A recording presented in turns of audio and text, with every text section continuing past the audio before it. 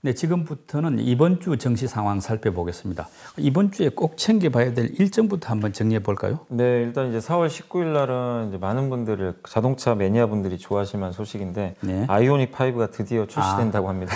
드디어. 전기차. 물론 이제 요새 반도체가 없어서 생산량은 많지는 않겠지만 여러분들이 아마 두 눈으로 이제 돌아다니는 차를 확인할 수 있을 것 같아서 한번 기대를 해보시고, 그다음에 4월 20일 날 화요일 날은 이제 애플의 스페셜 데이가 있는데 뭘 발표할지 모르겠는데 신제품을 또 공개를 할 것 같아요, 애플이. 그래서 아마 뭐 아이패드 프로 신제품이 나온다는 얘기고 있고 루머는 무성한데 한번 지켜보시고, 그날 또 체크하셔야 될 게 중국의 긴축과 관련해 가지고 이게 중국의 대출 우대 금리가 발표되거든요. 한마디로 금리라고 보시면 돼요. 네, 그렇죠. 예, 그래서 이게 동결되면 다행인데 만약에 조금이라도 인상되면 또 부정적일 수 있으니까 체크를 하시고, 4월 21일 날 역시 중요합니다. 왜냐하면 우리나라는 매월 10일 단위로 끊어가지고 수출 데이터를 발표하거든요. 그래서 4월 21일 날 4월 수출입 동향, 한마디로 20일까지 데이터예요. 그걸 발표를 하는데 참고로 4월 10일까지 데이터에서는 우리나라 수출이 한 25% 정도 증가를 했기 때문에 되게 좋게 나왔는데 전년 동기 대비. 네, 전년 동기 대비해서 일평균으로는 더 많이 나왔어요. 30%가 넘게. 그래서 한번 그 4월 21일 날도 체크를 오전에 한번 해보시면 좋겠고, 그 다음에 이 다음 주에서 제일 중요한 날짜가 여러분이 잊으시면 안 되는 게 4월 22일입니다. 바로 기후정상회의가 지구의 날. 지구의 날에 이제 바이든 대통령 주재로 여기서 중국도 참석을 한다고는 하더라고요. 한번 그것 한번 지켜보시고, 그 다음에 유럽 중앙은행에서 이제 ECB 회의가 열립니다. 그래서 그 금리를 결정할 텐데 한번 체크해 보시고, 그날 또 인텔의 실적 발표가 같이 있으니까 체크하시면 좋겠고, 그다음 이건 날짜는 정해진 건 아닌데 얀센 그 존슨앤존스 코로나 백신에 대해서 좀 논란들이 있었잖아요. 근데 그거 관련해 가지고 미국과 유럽에서 사용 공고 결정을 한대요. 그래서 아마 이 백신이 또 사용 공고 결정이 내리면 약간 금리에는 좀 금리가 올라갈 수 있는 또 이벤트거든요, 사실. 경기 회복. 경기 회복. 그래서 암시하니까. 근데 이런 재료가 나왔는데도 금리가 안 갈 수도 있어요. 그러니까 시장이 어떻게 반응을 하는지 이런 거에도 불구하고 금리 변동이 없다. 그럼 시장은 어쨌든 굉장히 우호적으로 움직일 수밖에 없어요. 왜냐하면 금리가 안 올라간다는 얘기니까. 그래서 한번 이 얀센의 코로나19 백신이 과연 승인을 받는지도 한번 체크해 보시면 좋겠습니다. 그리고 이번 주 증시에 이제 영향을 미칠 이제 변수들은 뭘까? 이것도 궁금하거든요. 네, 이번 주 이제 일단 아까 말씀드린 대로 기후정상회의가 가장 좀 클 것 같아요. 그 일단 기후정상회의에서 모든 이제 많은 국가의 어떤 이제 정상들이 화상회의로 참여를 하게 될 텐데, 거기서 이제 주목하셔야 될 게 바이든 대통령은 굉장히 친환경에 지금 올인을 하고 있잖아요. 그래서 바이든 대통령이 예전에 또 그 존 케리 상원 의원 예전에 그분을 특사로 해가지고 그분이 뭐라 그랬냐면 올해 초에 이런 말을 했대요. 석탄 발전은 5배 빨리 사라져야 되고 재생에너지는 6배 빨리 성장해야 되고 더 흥미로운 건 전기차로 전환은요 지금보다 22배 빨리 진행돼야 된대요. 그러니까 한마디로 그냥 전기차에 드라이브를 걸겠다는 그 특명이 내려진 거죠. 그래서 이번에 인프라 부양 법안에도 176조 원이 들어가 있습니다. 근데 LG와 SK가 하도 싸우니까 많은 분들이 저거 하고는 싶은데 투자 못하겠다 그랬는데 리스크도 해소됐고 근데 이번에 더 강력한 어떤 얘기들이 나올지 그러니까 미국 중심으로 전기차 부양책이 더 강하게 뭔가 바이든 대통령 입으로 나올 수도 있거든요. 그래서 한번 관심 갖고 계시고, 요새 근데 친환경주들이 좀 재미는 없었어요. 전기차 빼고는. 그래서 뭐 수소, 풍력, 태양광이 다음 주에 한번 움직일 수 있을지. 근데 기대했던 것보다 좀 잘 나오는지를 체크해 보세요. 그러니까 시장이 예상하는 게 있거든요. 근데 그거보다 훨씬 상향치를 높여가지고 어떤 세계 각국이 좀 성명서를 낼지 모르겠어요. 근데 기대한 거 이상의 성명서가 나올지 한번 체크해 보시면 좋겠고, 그 다음에 이제 두 번째가 미국의 실적 시즌이 본격적으로 시작이 돼요. 그래서 미국 실적 다음 주부터 시작이 되는데, 아까 인텔도 있지만 되게 많은 기업들이 발표를 하거든요. 그래서 넷플릭스도 있고 뭐 코카콜라도 한다고 하는데, 지금 제가 좀 이렇게 조사를 해보니까 미국 기업들의 1분기 실적이 S&P 500 기업들 기준으로 해가지고는 전년 동기 대비해서 23.8% 정도. 좋네요. 여전히 좋습니다. 좋을 것 같고, 그 중에 또 특히 경기 민감주가 좋나 봐요. 경기가 살아나니까. 그래서 근데 되게 특이한 건 미국 S&P 500 기업들의 이익이 증가할 때 한국도 거의 동행을 했대요. 과거 데이터를 보면. 그래서 우리나라 기업들도 잘 나올 것 같고, 한국 기업들도 다음 주에 뭐 삼성 SDS나 발표하니까 체크하시면 좋은데, 긍정적인 건 뭐냐면 한국 기업들의 이익 그 증가치가 계속 상향 조정돼요. 네. 애널리스트들이 계속 올려요. 그래서 지금 현재 한국 증시가 3,200까지 왔는데 네. 코스피 PER이 옛날에 15.3배였어요. 1월 달에. 네. 지금 몇 배냐면 13.7배로 떨어졌어요. 아. 이 지수는 똑같은데 네. 이익이 증가니까. 예. 그래서 오히려 퍼밸류, 그러니까 가치 평가로 봤을 때는 그 가격 부담이 오히려 해소된 네. 그런 상태니까 긍정적으로 좀 바라보시면 좀 좋을 것 같습니다. 그래서 기후 정상 회의와 1분기 기업들의 실적 발표, 그리고 아까 말씀드린 이제 얀센의 이 코로나 백신이 만약에 승인 받았을 때 미국 금리가 어디로 튀는지, 네. 이 부분 한번 체크해 보시면 좋을 것 같습니다. 그러니까 이번 주에는 이제 기후 정상 회의, 그리고 미국 기업들의 실적, 네. 그리고 금리, 미국 네, 장기채 금리, 네. 요 세 가지가 변수다. 네, 잘 챙겨봐야 되겠습니다. 네. 그리고 이제 국내적으로는 공매도 재개가 임박했지 않습니까? 네. 지금 이미 공매도 재개의 그 어떤 효과, 이게 시장에 반영되고 있다고 봐야 되지 않나요? 어떤가요? 일단 이제 중소형주가 움직이는 거 봐서는 이미 어느 정도 반영이 조금씩은 되고 있는 것 같아요. 왜냐하면 네. 코스피 대형주 위주로 공매도가 많이 나올 수밖에 없잖아요. 근데 중소기업은 나올 수가 없죠. 왜냐면 금지예요. 네. 중소형주들은 코스닥 150, 코스피 200개 딱 빼고는 나머지는 다 금지가 돼 있기 때문에 중소형주가 유리할 수밖에 없기 때문에 그런 부분들은 좀 긍정적이다라고 보시면 좋겠고, 네. 다만 이제 공매도가 이제 이제 나왔을 때 대형주들이 좀 문제가 될 수 있겠죠. 뭐 네. 코스피 200이나. 그렇지만 그것도 너무 걱정하실 필요가 없는 게, 사실은 공매도 때문에 외국인들이요 이걸 못한다 그러더라고요. 그러니까 해지라고 하는데 내 자산을 방어하기 위해서 올라가는 쪽에도 베팅을 하지만 일부는 하락에도 베팅을 일부 그러니까 하거든요. 위험을 분산하는 예, 분산합니다. 방법이죠. 예. 근데 공매도는 지금 금지돼 있다 보니까 그런 걸 못하는 거죠. 네. 그러니까 한마디로 예를 들면 이런 거죠. 삼성전자, 하이닉스가 같은 경쟁사잖아요. 삼성전자가 더 좋으면 삼성전자를 사고 네. 그 하이닉스를 공매도를 치는 거죠. 아. 그러면서 약간 이제 리스크 관리를 하는 거거든요. 근데 그걸 못 해요. 네. 근데 이제 외국인들 입장에서는 그게 가능해지니까 다음 달부터는 이제 그런 오히려 매수를 안 했던 기업 대형주를 할 수도 있어요, 사실은. 네. 그래서 수급 면에서는 외국인들이 저는 더 들어올 여지가 있다. 아하. 그러다 보니까 이게 이 해지를 못 하니까 외국인들이 뭘 했냐면요, 선물을 매도쳐요. 네. 선물 매도는 지수 하락의 베팅인데 예, 예. 지수가 올라갈 때 방어할 방법이 없으니까 선물 매도를 많이 쳤어요. 네. 그래서 이제 그 부분 때문에 좀 약간 선물 시장이 왜곡된 경우가 되게 많은데 그 현상도 이제 해소가 됩니다. 선물도 매도하다 보면은 현물한테 부담이죠. 부담이죠. 왜냐면 예. 프로그램 매도가 나거든요. 그러니까요. 예. 예. 근데 그 현상이 다음 달부터는 사라질 가능성이 굉장히 높아요. 아, 예. 그래서 너무 공매도가 무조건 나쁘다고 보진 마시고, 네. 저도 개인적으로 공매도 좋아하진 않아요. 예. 당연히 좀 부담스러울 수밖에 없는데 많은 개인 투자분들이 좀 부담스러워 하시지만 일단 결정이 됐고 뭐 우리가 막을 지금 방법은 없습니다. 네. 어차피 나오는 건 그냥 인정하시고, 다만 공매도에 저는 또 좋은 효과, 네. 공매도로 인해서 외국인의 순매수가 일부 들어올 수 있고 선물 매도가 완화될 수 있는 또 그런 긍정적인 부분도 일부 있으니까 네. 그런 면에서 좀 공매도가 한번 진짜 5월 3일 이후에 나왔을 때 이 효과가 좀 발휘되는지도 여러분들 한번 체크해 보시면 좀 좋을 것 같습니다. 네. 네. 뭐 그리고 이번 주에 이제 좋아질 것 같다 하고 생각하는 네. 섹터는 어떤 쪽입니까? 일단은 요새 이제 제가 주변에 이제 그 얘기 들어오면 다 요새는 중소형주 얘기만 해요. 중소형. 중소형주가 좋으니까 예. 혹시 기억나세요? 3월 달에는 다 경기 민감주만 하자고. 예, 예. 예. 근데 저는 항상 역발상 투자해야 된다고 생각하거든요. 예. 그래서 지금은 요즘엔 또 경기 민감주 또 재미없잖아요, 최근에. 네.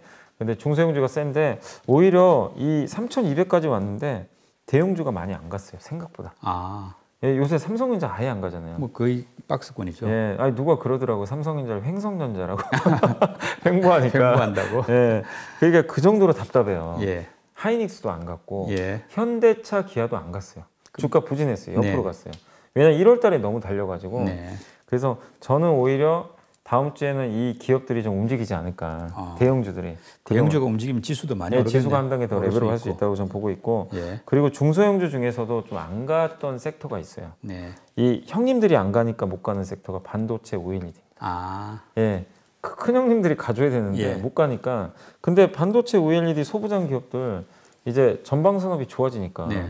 투자 많이 하면 좋을 수 있거든요. 예, 예. 근데 주가는 안 갔단 말이에요. 그래서 저는 중소형 IT도, 그러니까 중소형주 중에서 제일 많이 오른 게 컨텐츠하고 제약바이오거든요. 예. 이번 주에는 여러분들이 그 중소형 IT 쪽에 한번 예. 비중을 좀 한번 늘려보시는 거 좋을 것 같고, 마지막으로 역시 중소형 IT. 이건 뭐 아까도 말씀드렸지만 이번 주에 제일 화두는 그 기후 정상이. 아, 친환경주. 네. 그 중에서 2차 전지 좀 올랐잖아요. 네, 그래서 이미 2차 올랐죠. 전지보다는 이번 주에 좀 관심 가질 거는 최근에 태양광 풍력이 좀 많이 못 올랐어요. 네. 좀 부진하니까 그쪽 섹터도 한번 움직임이 나올 수 있으니까. 뭐 수소차 이런 네, 수소도 괜찮고. 예. 수소, 그러니까 3종 세트죠. 네. 수소, 태양광, 풍력. 네, 그쪽에서 한번 여러분들이 모멘텀을 한번 기대해 보셔도 좋을 것 같습니다. 한번 맞을지 한번 기대해 보겠습니다. 그리고 이제 그 조금 전에도 이야기가 잠시 나왔습니다만은 그 백악관 반도체 대책 회의 있었지 않습니까? 그런데 뭐 삼성전자 뭐 참석까지 했는데 앞으로 이제 그러면 말하자면 주문 요구를 받은 셈이 아닙니까? 미국의 공장 좀 늘려달라. 앞으로 삼성전자 어떻게 행보가 나올지가 궁금한데요. 또 그리고 미국 공장 늘리는 문제도 있지만 또 중국 공장이 지금 갖고 있는데 이건 또 새로운 부담은 아닐지 이래저래 약간 염려되는 점이 있는데 어떤가요? 그러니까 저는 이제 어쨌든 삼성한테 위기이자 기회라고도 볼 수는 있는데 일단 위기는 이게 중국이 좀 걸려 있잖아요, 중간에. 그래서 삼성은 중국에 메모리 공장이 있거든요. 낸드 플래시 공장을 갖고 있어서 만약에 미국이 메모리까지 제재를 해버리면 굉장히 골치 아파집니다. 이거 중국에서 생산도 못할 수도 있는 거니까. 근데 일단 이거는 너무 앞선 생각인 것 같아요. 왜냐하면 미국이 원하는 건 비메모리 반도체예요. 아직까지는 메모리가 아니라 비메모리만 규제를 하거든요. 그래서 지금 중국을 타겟팅했던 것도 화웨이도 그렇고 비메모리 쪽 장비 아예 못하게 막아버렸잖아요. SMIC도 뭐 제재를 맞습니다. 그래서 지금 미국의 입장에서는 미국의 제조 부흥을 위해서 반도체를 전방에 내세웠는데 거기서 뭐 우리가 말하는 D램이나 낸드보다는 비메모리 이외에 비메모리를 잡았냐면 이번에 바이든 대통령도 놀랐던 것 같아요. 자동차 반도체가 없어가지고 세상에 자동차를 못 만드니까 거기에 쇼크를 받아가지고 근데 자동차 반도체는 다 비메모리거든요. 메모리가 아닙니다. 그래서 비메모리 공급망을 확보하자. 근데 인텔 혼자 할 수가 없어요. 지금 딱 보면. 근데 비메모리 반도체 공급망은 대부분 대만이 많이 갖고 있어요. TSMC죠. 그리고 삼성도 하잖아요. 그 삼성도 끌어들이겠다는 거죠. 왜 삼성이냐? 삼성은 5나노, 3나노까지 경쟁력이 있어요. 그러다 보니까 이 비메모리 쪽에서의 어떤 이제 모멘텀을 기대를 한번 해보는 것 같아요. 근데 삼성에 이제 요청을 한 것 같더라고요. 근데 삼성도 어차피 오스틴 공장 증설을 안 할 수가 없는 상황이거든요. 그 전부터 카드를 만지작거렸는데 아마 이번에 주문이 들어왔기 때문에 좀 고민은 하고 있는 것 같긴 한데 어쨌든 뭐 세제 혜택도 좀 있는 것 같고 하기 때문에 아마 오스틴 공장 증설은 상반기 내에 결정이 될 것 같고 이거를 왜 해야 되냐면 TSMC가요. 1년에 30조 투자를 합니다. 비메모리에, 파운드리에. 그리고 3년 동안 100조가 넘는데요. 근데 삼성전자 기껏해야 1년에 10조 투자하거든요. 비메모리 쪽에? 비메모리 쪽에. 이건 못 쫓아가요. 이 격차 더 벌어진다. 더 벌어지죠. 그러면 20조 투자해도 사실 많은 게 아니에요. 근데 20조 투자도 늦게 하면 안 되잖아요. 그래서 빠른 시간 안에 저는 결정할 수 있다고 보는데 그 길을 바이든 대통령이 저는 열어줬다고 생각해요. 그리고 중국과 관련해서는 메모리잖아요. 공장이 있는데 바이든 대통령이 스탠스를 바꿔가지고 우리 메모리도 아예 중국 못하게 막아버리겠다. 이렇게 결정하면 골치 아플 수 있는데 왜 메모리는 아직 안 건드냐면 메모리는 중국이 아직 못 만들어요. 경쟁이 안 돼요. 예전에 여기서도 한번 말씀드렸지만 중국의 그 대표적인 칭화 유니그룹이 부도났다는 얘기 한번 들으셨어요. 그렇죠. 그 기업 중심으로 해서 170조 원을 몇 년간 투자를 했어요. D램 만들려고. 못 만듭니다. 점유율이 1%도 안 돼요. 그러니까 이제 미국 입장에서는 반도체 굴기하는 게 불편하지만 메모리는 아직 존재감이 없기 때문에 거기까지는 건들지 않는다. 저는 좀 그렇게 보고 있습니다. 어쨌든 삼성전자는 이래저래 뭐 고민이 좀 많은데 그와 달리 이제 소부장 업체들 입장에서는 뭐 삼성이 투자를 많이 늘리든 인텔이 늘리든 TSMC가 늘리든 기회가 훨씬 커진 거 아닙니까? 엄청나게 좋은 거죠. 이건 진짜 우리가 흔히 말하는 그냥 진짜 슈퍼사이클이 온 거예요. 이 장비 업체들 입장에서는 한국만 해도 삼성이 한국에 투자만 해도 좋은데 그게 아니라 미국에서 대놓고 지금 투자하려고 하니까. 근데 이제 앞으로 미국의 파운드리 공장이요. 향후에 한 몇 년간 몇 개가 생기냐면 4개가 생겨요. 인텔이 2개, 삼성 하나, TSMC 하나. 여기에 같이 납품하는 기업들이 있어요. 찾아보시면. 그 기업들은 엄청난 빅사이클을 맞게 돼요. 그래서 삼성만 납품하는 기업 말고 한국 기업들 중에 경쟁력 있는 기업들은 TSMC 그리고 거기 그 인텔 쪽에도 납품하는 기업들이 있고 그리고 또 되게 좀 더 공부를 해보시면 그 기업들에도 납품하는 장비 업체들이 미국에 많아요. 뭐 예를 들면 어플라이드 머티리얼즈라든가 램 리서치, KLA 이런 기업들이 다 장비를 만드는데 거기에 들어가는 또 부품 만드는 기업들이 있습니다. 그 장비 회사에. 그런 기업들이 당연히 수혜를 받거든요. 그래서 여기까지 엮어서 생각을 하면 한국의 소부장 기업들은 정말 몇 년 만에 정말 좋은 사이클을 지금 만났거든요. 예. 그래서 정말 공부 좀 하셔가지고 이 예. 기업들 좀 장기 투자하시는 거 저는 좀 권유드리고 싶습니다. 예. 조금 다른 이야기이긴 한데 이제 그 삼성가의 이건희 전 회장 이제 상속세 납부 시한이 이달 말이지 않습니까? 네. 이 상속세가 워낙 또 규모가 크다 보니까 뭐 이제 현금 돈을 어떻게 네네. 마련하느냐가 관심인데 이 10조 넘는 돈을 마련하다 보면 삼성의 어떤 지배 구조라는 네. 이런 데도 영향이 있을 수 있을 것 같고 또 우리 시장에도 상당한 변수가 되지 않을까요? 네, 맞습니다. 이게 12조 원 정도 상속세를 12조. 내야 된다고 하는데 전체 지금 이제 그 유언장은 아직 공개는 안 됐는데 네. 이게 이제 법정 상속분 비율대로 하면 홍라희 전 부인이 9분의 3 정도 받게 예. 되고 네네. 그다음 세 자녀가 9분의 2씩 갖는데요. 예, 이렇게 나눈 만약 비율대로 구등분 해가지고 예, 그렇게 갖게 되는데 어쨌든 이게 금액이 너무나 크니까 네. 상속세 12조만 내도 연부연납을 해야 되거든요. 5년 동안. 그러면 이제 그렇게 나눠도 최소 1년에 2조를 내야 돼요. 2조 내야 되네요. 2조라는 돈을 마련하기가 솔직히 쉽지가 않습니다. 네. 아무리 뭐 이게 재벌가라고 해도 그렇죠. 이게 2조는 어디서 마련하겠어요. 예. 배당금을 아무리 많이 받아도 그래서 이 상속세를 내기가 좀 부담이 될 수밖에 없는데 그래서 나오는 카드가 이재용 부회장이 지금 삼성물산 지분을 17% 갖고 있고 네.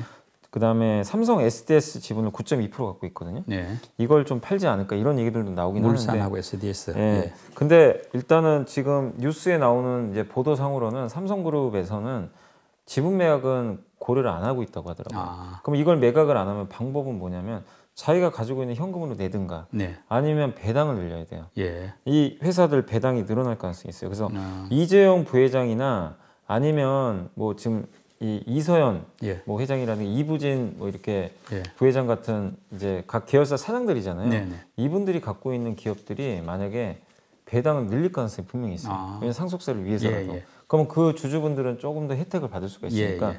그건 좀 긍정적일 수밖에 저는 없다 이렇게 말씀드리고 싶고 한 가지 또 있는 게 요새 신용대출 얘기가 나오더라고요.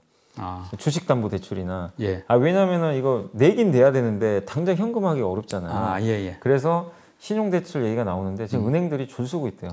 대출해 주려고. 확실하니까. 아니 전 세계에서 이보다 안전한 그 예. 투자처가 사실 어디 있겠어요. 예. 삼성그룹이 돈 떼먹을 것도 아니고. 그래서 지금 경쟁이 엄청 치열하다고 합니다. 서로 내가 빌려주겠다고. 그거 따내는 은행도 주가 오를 수 있겠네요. 아니 뭐 주가도 주가인데 아마 그 따내시는 분은 아마 인센티브 엄청나게 받아가실 것 같습니다. 예. 근데 어쨌든 지금 이 대출이든 배당을 늘려서 지금 현금을 확보하는 수밖에 지금 없는 것 같아서 네네. 대신에 이런 것들은 대주주가 이 지분을 많이 갖고 있는 회사들은 배당금을 늘릴 수 있다는 측면에서는 네. 주가에는 되게 호재로 좀 저는 작용할 수 있다고 보고 있기 때문에 좀 긍정적으로 보셔도 좋을 것 같아요. 예. 이제 배터리 합의한 이후에 우리 LG화학, 뭐 이제 에너지 솔루션하고 또 SK 이노베이션 앞으로 이제 결국 뭐 투자 걸림돌이 많이 사라졌으니까 좀 많이 늘릴 것 같은데요. 이제 뭐 중국하고 유럽도 막 상당히 도전이 세지 않습니까? 우리 K 배터리는 앞으로 어떤 전략으로 이제 이런 경쟁에 이겨 나가야 될까? 우리 저 부장님 생각하시는 뭐 방향 한번 이야기해 주시죠. 그러니까 많은 분들이 투자하실 때 이걸 많이 걱정을 하세요. 그러니까 내재화는 불가피해요. 사실은 내재화 한다고 보셔야 돼요. 그런데 내재화를 100% 하는 게 아니라 일부 하는 거예요. 일부. 또 협상용도 있습니다. 왜냐하면 배터리 업체보다 좀 위에 있어야 되니까. 근데 그런 좀 협상료도 있다고 생각해 주면 좋겠고 다만 투자분들이 너무 유럽에 매몰돼 계신 것 같아요. 유럽이 그동안 시장이 컸는데 물론 맞아요. 우리 K배터리 회사들 주가 올라간 건 유럽에서 점유율을 늘렸기 때문입니다. 중국보다. 그렇죠. 그래서 주가 많이 올라갔는데 갑자기 유럽 회사들 중에서 대장이죠. 대장이 폭스바겐이 갑자기 혼자 해버린다고 하니까 놀래버린 거죠. 그래서 주가 발작한 건데 근데 이거는 어쩔 수 없어요. 그 전부터 이미 예고됐던 게 뭐냐면 유럽이 배터리 동맹 맺는다고 했거든요. 유럽에서 원하는 게 K 배터리 말고 이거 자동차에서 제일 중요한 게 배터리인데 우리가 만들어야 되는 거 아니냐. 이 논의가 폭스바겐 배터리 데이 전부터 이미 나왔던 얘기예요. 사실 모르는 게 아닌데 폭스바겐이 공식화한 것뿐입니다. 그래서 놀랄 건 전혀 아니에요. 그리고 이 기업들이 좋은 점이 뭐냐면 배터리 회사, 그러니까 자동차 회사들이 뒤에서 돈을 대준단 말이에요. 그러면은 그 돈을 가지고 계속해서 연구 개발을 해가지고 좀 빨리 격차를 줄일 수가 있는 거거든요. 네. 그래서 어떻게 보면 혜택을 받을 수도 있는 거죠. 예. 그러니까 이런 것들이 불편해요, 사실은. K 배터리 입장에서는. 예, 그런 게 보이기 때문에 주가가 이렇게 급락을 했는데 진입 장벽을 낮춰버리는 거죠, 한마디로. 배터리의 진입 장벽이 이만큼 높았는데 폭스바겐이 낮춰버리는 거예요. 네. 근데 이마저도 지금 당장 되는 게 아니라 5년 후입니다. 배터리 내재화 쉬운 게 아니에요. 네. 격차가 엄청나요, 사실은. 네. 근데 어쨌든 유럽에서는 이건 불가피한 현상이니까 여러분들이 투자하실 때 유럽만 보고 투자하시면은 사실은 약간 비중을 줄이시는 게 전 맞다고 봐요. 네. 근데 저는 왜 배터리 그때도 나와서 말씀드렸던 게 배터리 오히려 비중 늘려야 된다. 네. 미국이 보였기 때문이에요. 아, 미국이. 이번에 왜냐면 기후정상회의도 이번 주에 열리겠지만 미국은 배터리 제대로 만드는 기업도 없고 네. 거기다가 GM이나 포드나 네. 뭐 테슬라는 제외할게요. 테슬라는 이제 자기가 만들 수 있지만 GM이나 포드는 현금으로 이렇게 좋은 기업들이 아니에요. 그리고 배터리 공장 하나 만들려면 2조 원씩 들거든요. 네. 그 돈은 어디서 감당하겠습니까? 그러니까요. 현대차나 기아 정도 돼야 하거든요. 왜냐하면 현대차, 기아는 돈 많이 벌어요. 근데 현대차, 기아도 배터리 내재화 안 해요. 예. 예, 이 자동차에서도 할 게 너무 많아요. 전기차 해야죠, 자율주행 해야죠, UAM, 이 떠다니는 드론 택시 만들어야죠. 뭐 로봇 사업도 투자를 하고 별거 다 해야 됩니다. 근데 그 상황에서 돈을 어디서 충당할 거예요? 배터리? 근데 만약에 배터리를 공장을 세웠어요. 예를 들면 세웠는데 화재 사고 나면 누가 책임질 겁니까? 네. 자기네가 다 다 떠안아야죠. 떠내. 리스크가 엄청 커요. 그래서 저는 적어도 미국은 테슬라를 제외하고는 네. 배터리 내재화하기가 되게 어렵다고 보고 있어요. 예. 그럼 나머지는 무주공산이에요. 아, 그럼 한국 K 배터리에게는 미국 시장이라는 게 새로 완전 열려 있고 거기 이제 투자 많이 해야 맞아요. 되겠네요. 그리고 이번에 LG, SK가 소송이 끝났잖아요. 네. 그러면 이제 설비 투자가 공격적으로 들어가요. 이미 공장이 있고 네. 며칠 전에 GM이 LG랑 같이 또 그 어느 주인지 이제 기억이 테네시 주인가요? 그쪽에 배터리 공장 하나 더 짓는데요. 네. 예. 그런 걸 보면 SK도 또 합작사 만들 수도 있는 거고 그렇게 보면 한국 기업들이 유리한 위치에 있고 삼성이 좀 애매해요. 아. 삼성 SDI는 아직도 투자를 안 했어요. 미국에. 예, 근데 기사를 보니까 할 수 있다라는 식으로 보도가 됐는데 네. 올해 안에 무조건 해야 됩니다. 왜냐하면 2025년부터 미국 내에서 생산이 안 되는 그 전기차 있죠, 배터리나. 그러니까 바이 아메리칸 예, 안 되면 정책. 그때부터는 예. 페널티가 부과될 수도 있어요. 예, 예. 세금에서 불리해져요. 아. 보조금을 못 받을 수도 있고. 그러면 삼성 SDI는 빨리 배터리 증설해야 되거든요. 안 그러면 올해 안 하면 앞으로 4년 남았잖아요. 예. 배터리 공장 짓는데 1, 2년 걸리고 그 다음에 또 뭐 있죠? 테스트하는데 2년 걸려요. 네. 그러면 지금 안 하면 늦어져 버려요. 늦어지네요. 예, 대응 자체가 안 돼요. 네. 그렇기 때문에 삼성 SDI가 저는 올해 투자하지 않을까 저 개인적으로 그렇게 생각하고 있어서 K 배터리 한번 이제는 미국을 한번 보시고 투자를 해보시는 전략 좀 필요할 것 같습니다. 예. 우리 개인 투자자들 입장에서는 이제 이런 배터리 앞으로 뭐 주가 전망도 중요하지만은 또 이제 투자 포트폴리오를 어떻게 구성할 것인가 네. 이런 부분일 텐데요. 이제 배터리 완성품 만드는 3사도 있지만은 또 그 밑에 단에 보면은 이제 소보장 업체들도 네. 많이 있고 하는데 전체적으로 좀 우리 부장님이 보실 때 이렇게 포트폴리오를 구성하면 좋겠다 싶은 그런 뭐 방식이 있지 않을까요? 근데 대부분 보면요, 이제 대형 배터리사는 하나씩은 하시더라고요. 네. 하시는 거 그건 괜찮고 그 다음에 이제 주로 하시는 게 양극재 회사들. 양극재. 뭐 거의 뭐 경쟁력이 있으니까 주가도 많이 올라. 근데 지금 신규로 투자하기엔 되게 비싸거든요. 이미 올랐죠. 예, 많이 올랐고 일부 기업은 막 사상 최고가 넘은 기업도 있어요. 예. 그렇기 때문에 지금 새롭게, 그러니까 만약에 기존에 들고 계신 분들이야 편하게 들고 가시면 좋겠는데 새롭게 뛰어드신 분들은 약간 부담스럽거든요. 네. 그런 기업들은. 그래서 차라리 지금 내가 투자를 한다면 삼성 SDI에 주로 납품하는 기업 보셨으면 좋겠어요. 왜냐하면 삼성 SDI가 제일 보수적이에요. 투자를 거의 안 했어요. 상대적으로 투자가 좀 적었죠. 그래서 관련 기업들이 조금 부진해요. 아, 주가가. 예. 근데 아까 말씀드린 대로 삼성 SDI가 전기차 배터리 안 할 거 아니잖아요. 예. 얼마 전에 BMW하고도 뭐 공동으로 개발한다고 하는데 결국 그렇게 보면은 그쪽과 관련된 밸류체인 기업들을 좀 잘 보시는 게 좋을 것 같고 거기 들어가는 소재 회사들은 너무 올랐으니까 네. 장비나 부품 회사들이 있어요. 예. 삼성향에 좀 특화된 장비 부품사를 한번 찾아보세요. 그 기업들은 주가도 상대적으로 좀 저렴하고 네. 상승 여력도 충분하니까 그래서 새롭게 좀 내가 투자를 한다면 삼성 SDI에 납품하는 기업 위주로 한번 공부를 해보시면 좋을 것 같습니다. 마지막으로 주식 초보자들을 위한 팁 제공 순서인데요. 최근에 보면은 유동성 장세가 실적 장세로 바뀌고 네. 있다 이런 말들 이야기하지 않습니까? 근데 유동성 장세하고 실적 장세가 어떻게 다른지 또 뭐 어떻게 알 수 있는지도 좀 궁금할 것이고 이럴 때 이제 투자 전략은 어떻게 바뀌어야 되는지 이거 한번 설명해 주셨으면 합니다. 그러니까 유동성은 경기가 안 좋을 때 돈의 힘으로 가는 장세예요. 네. 그러니까 작년부터 사실 어떻게 보면 현재까지로 보시면 좋겠는데 경기는 아직 크게 개선이 안 됐잖아요. 네. 그 상황에서 돈의 힘으로. 그러니까 많은 분들이 작년에 주린이 분들이 물어보신 게 뭐죠? 아, 경기가 왜 이 모양인데 주가는 매일 올라요? 네. 지수가 막 사상치고 가니까 이해를 못 하셨죠. 근데 왜냐하면 돈을 그만큼 풀어서 경기를 진작시키려고 하기 때문에 주가는 미리 선행하거든요. 네. 그래서 돈의 힘으로 올라가는 그런 장세. 실제 경기 지표는 안 좋지만 주가는 계속 올라가는 장세고. 근데 실적이나 이런 게 당연히 안 좋을 거 아니에요. 네. 그러다 보니까 이게 유동성 장세의 특징이 뭐냐면은 첫 번째 국면에서는 못난이 기업들보다는 정말 눈에 띄는 기업들 있죠. 예를 들면 작년에 카카오 같은 기업들. 네. BBIG. 네, BBIG는 예. 그 코로나 국면에서도 역대급 실적을 내고 네. 성장이라는 이제 색깔을 입히면서 주가 엄청나게 올라갔는데 네. 다른 애들과 비교가 너무 되는 거예요. 예. 다른 회사들은 막 망한다 그러고 적자나고 이러는데 이 기업들은 오히려 수혜를 받으면서 가니까 네. 유동성 장세 초기 국면에 그게 특징입니다. 그래서 주가가 엄청나게 올라가요. 이걸 버리고 좋은 걸 더 사거든요, 사람들이. 네. 그래서 쏠림 현상이 정말 극심해요.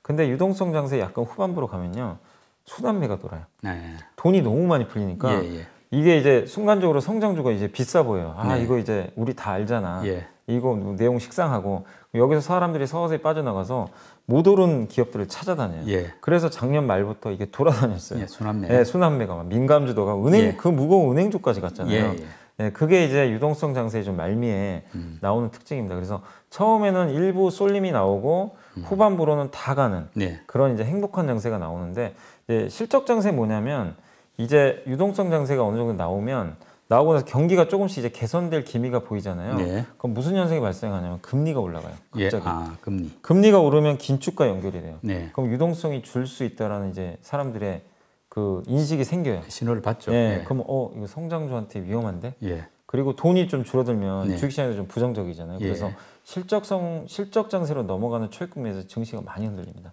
그게 이제 2월, 3월에 그런 모습들이 좀 일부 나왔거든요. 네. 금리 올라가면서. 근데 이제 이 장세의 또 특징이 뭐냐면 돈에 의한 상승이 아니다 보니까 실적을 보고 가거든요. 네. 근데 실적 장세의 특징이 그동안 안 좋았던 게 좋아지잖아요. 예. 근데 지금 이번 1분기도 실적이 웬만한 기업은 다 좋아집니다. 이번 코스피 1분기 실적 전망치가 66% 증가할 거라고 봐요. 네. 대부분의 기업이 좋아요. 특징이 뭐냐면 다 좋아 보이니까 그냥 이제 실적 성장하는 기업이 메리트가 별로 없어요. 네. 야, 너도 좋고 나도 좋은데 그러니까요. 뭐 차이가 있냐. 고를 네, 수가 없죠. 네, 작년에는 딱 눈에 띄었잖아요. 네. 그러면 여기서 뭐가 이제 발생하냐면 그럼 어차피 실적 좋은 거면 차라리 싼 거 사자. 예. 가격을 봐요, 사람들. 아. 그때부터. 예. 그래서 가치주들이 좀 움직여요, 사실은. 상대적으로 저평가된 거 있잖아요. 그걸 실적 장세 초기에는 그걸 따라갑니다. 그래서 경기 민감주들이 가격이 상대적으로 싸거든요. 예. 그래서 그쪽으로 처음에 넘어가고, 근데 실적 장세가 좀 진행되다 보면은 사람들이 또 인식을 해요. 아, 실적만 가지고는 안 되는 게 구조적으로 성장을 해야만 이게 유지가 되는 걸 알아요. 네. 근데 실적만 가지고 실적이 좋았는데 가격이 싸서 올라갔어요. 근데 그 가격이 올라가면 어떻게 되죠? 가격 매력이 없어져요. 예. 그러면 그 순간 그 회사는 매력이 없어요. 네. 그럼 그 기업이 더 가려면 성장이 나와야 돼요. 네. 구조적 성장. 네, 예. 그래서 다시 또 성장주가 가는 그림이 예, 예. 이게 복잡하긴 해요. 근데 그런 사이클로 계속 넘어가요. 그래서 저는 하반기에는 성장주 사이클이 나온다는 게 네. 그 이유 때문에 보거든요. 아. 왜냐하면 민감주들이 이제 가격 매력이 많이 없어졌거든요. 예. 올라가면서.